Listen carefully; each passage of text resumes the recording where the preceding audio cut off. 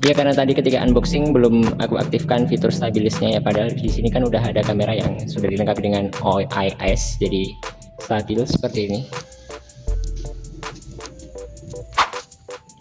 Oke guys, kali ini saya sedang mencoba kamera depan POCO X7. Jadi ini kita coba ya, lihat di tempat yang aslinya sedikit low light, tapi ternyata sangat terang, bahkan sampai detail-detail jerawat saya, seperti itu yang lain sebagainya kelihatan semua guys. Ini susahnya kalau kameranya terlalu jujur guys, kualitasnya terlalu bagus. Nah ini kelebihan POCO, kalau kita di belakang ada light ya, ini tidak terlalu mengganggu backlight. Nih tidak terlalu bikin jadi problem gitu ya guys. Kerennya di situ.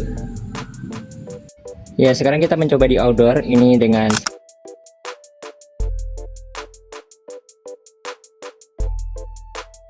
resolusi 1080 30 fps seperti ini guys hasilnya. Kita buat sedikit sinematik.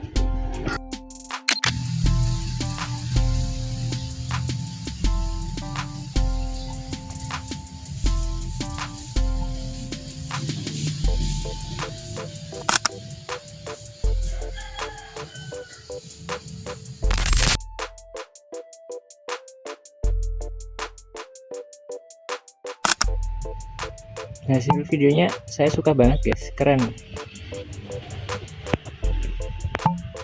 Kita mampu memainkan fokusnya bahkan sampai ukuran mikro, seperti hewan-hewan kecil pun bisa tertangkap dengan sangat detail. Bahkan ini sudah ada fitur dual video dengan kualitas yang bagus banget.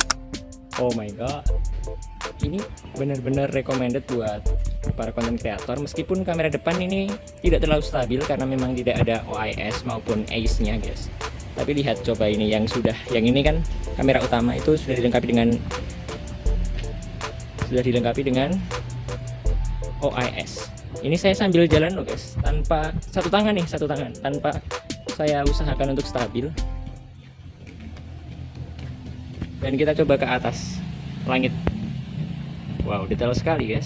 Bahkan kamera depan ini sampai kumis-kumis tipis saya itu kelihatan.